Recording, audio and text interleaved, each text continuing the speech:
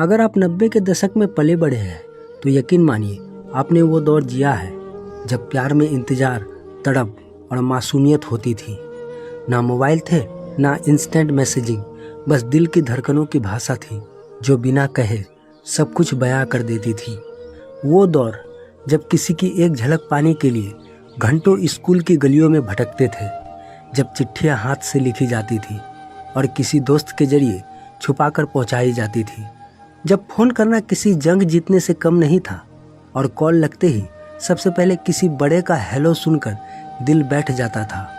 तब प्यार डिजिटल नहीं बल्कि असली था, जिसमें एक नज़र का मतलब था आई लव यू और एक मुस्कान का मतलब था आई मिस यू। आज की दुनिया में जहाँ हर चीज़ फटाफट हो जाती है, वहाँ उस दौर का प्यार एक मीठी याद बनकर रह गया है। तो चलिए लौटते हैं उस दौर में जब प्यार दिल से किया जाता था, आंखों से कहा जाता था और चिट्ठियों में लिखा जाता था।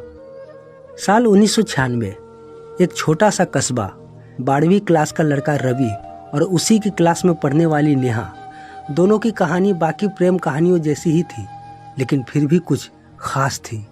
रवि हर रोज स्कूल की लाइब्रेरी में जाकर नेहा को देखता। नेहा को किताबों से प्यार था और रवि को नेहा से।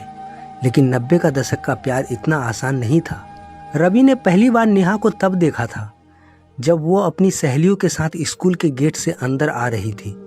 सफ़ेद सलवार कुर्ता, हवा में उड़ती उसकी चुन्नी और मासूमियत से भरी उसकी आंखें, बस रवि का दिल उसी पल धड़कना भूल गया था। रवि ने कभी सीधे जाकर नेहा से बात करने की हिम्मत नहीं की। वो हमेशा किसी न किसी बहाने लाइब्रेरी में जाकर उसकी झलक पाने की कोशिश करता। कभी कभी नेहा भी मुस्कुरा देती और यही मुस्कान रवि के लिए सबसे बड़ी खुशी बन जाती। उस दौर में इंस्टाग्राम डीएम नहीं होते थे, ना ही कोई मैसेज, सिर्फ आंखों के इशारे और चिट्ठियों की भाषा होती थी। रवि ने अपने दोस्त की मदद से नेहा के लिए एक चिट्ठी लिखी, वो खत जो आज के ज़माने में एक सिंगल टेक्स्ट से रिप्लेस हो चुका है। रवि की चिट्ठी उसके दोस्त के हाथों से नेहा तक पहुंची।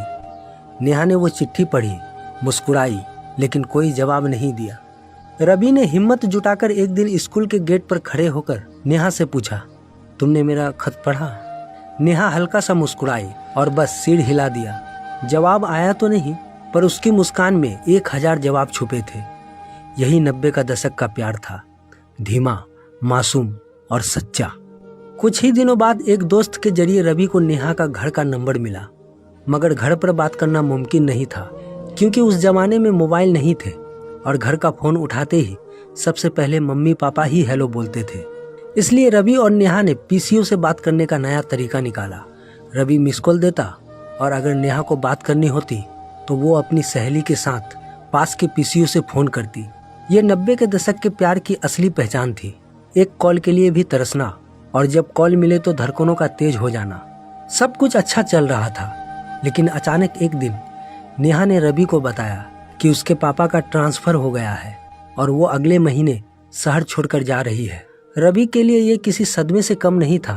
उसने कभी सोचा भी नहीं था कि बिना कुछ कहे ये कहानी खत्म हो जाएगी। उस दिन रवि ने रात भर सो नहीं पाया। उसने अपनी आखिरी चिट्ठी लिखी, तुम जहाँ भी रहो खुश रहो। अगर कभी पुराने खत पढ़ो तो समझ लेना कि कोई आज भी तुम्हें याद करता है। नेहा चली गई और रवि की जिंदगी फिर से पहले जैसी हो गई। लेकिन हर बार जब वो किसी पीली पड़ी चिट्ठी को देखता, किसी पुराने कैसेट में वही गाना सुनता या किसी पीसीओ के पास से गुजरता, तो उसे 90 का दशक का वो मासूम प्यार याद आ जाता। वो प्यार जो आज भी उसके दिल में कहीं जिंदा था। 90 का दशक का प्यार ऐसा ही था, ना कोई स्क्रीनशॉट, ना कोई स्टेटस अपडेट, सिर्फ एक दूसरे के दिल में बसी यादें जो आज भी वैसी ही ताज़ा है। तो दोस्तों, क्या आपने भी उस दौर में प्यार किया है? और प्यार किया है तो क्या वो अब भी आपके साथ है? और आपकी भी कुछ यादें हैं तो हमसे शेयर जरूर करें। दोस्तों, एक फॉलो करने से हमें ऐसे ही वीडियो बनाने में मदद मिलती है, तो हमें फॉलो करना ना भूलें।